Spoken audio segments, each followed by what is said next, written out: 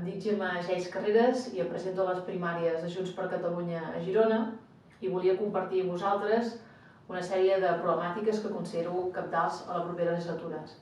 Una d'elles és les polítiques públiques de foment i de suport a les pimes i als autònoms. Catalunya és un país de pimes i d'autònoms, és una de les nostres més grans tradicions i és important que hi donem suport. Són part de l'economia productiva i sense ells el territori perd identitat.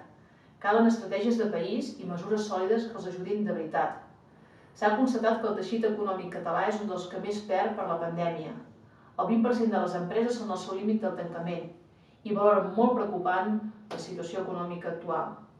El 50% dels empresaris i empresàries afirma que la facturació ha baixat i tenen problemes de tresoreria. La crisi de la Covid ha obligat que el 65,3% de les empreses catalanes s'hagin acollit a un ERTO. Però el que és més vergonyós és que aquestes empreses, gairebé la tercera part, hagin tingut molts problemes o no hagin cobrat del CP. Això denota una de les mancances d'un estat que no és eficient i que està deixant a milers de famílies i a milers de negocis sense ingressos.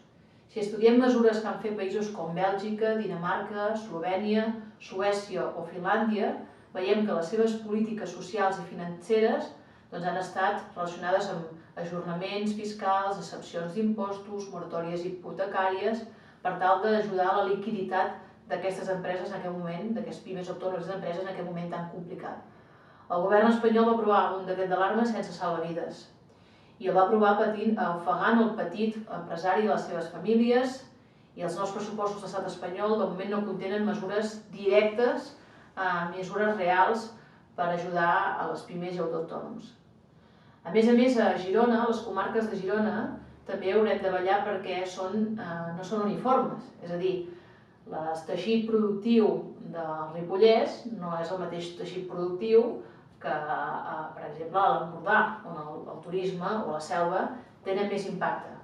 Per tant, caldrà estar molt atents a quines són les necessitats econòmiques també de les empreses de les comarques de Girona, perquè el territori de Girona també és divers, les empreses també són diverses, i poder dotar de solucions econòmiques en funció de les realitats de cada una de les comarques gironines. La meva voluntat i el meu compromís és en totes aquelles persianes abaixades per tal que junts i juntes les podem tornar a obrir.